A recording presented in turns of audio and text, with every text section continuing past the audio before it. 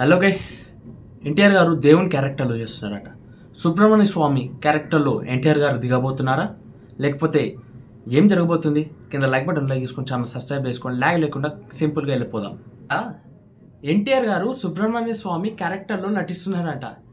ఆ సినిమాకి డైరెక్టర్ వచ్చేసి త్రివిక్రమ్.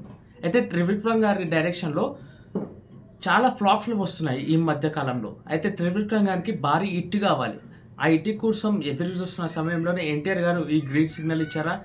ఎన్టీఆర్ గారు ఇలాంటి డిఫరెంట్ జోనర్లో గిట్ట చేయలేదని చెప్పుకోవచ్చు. ఈ డిఫరెంట్ జోనర్లో కనెక్షన్ పెట్టి రావడానికి ఇప్పటికే మన ఎన్టీఆర్ గారు చాలా బక్కగైపోయారు.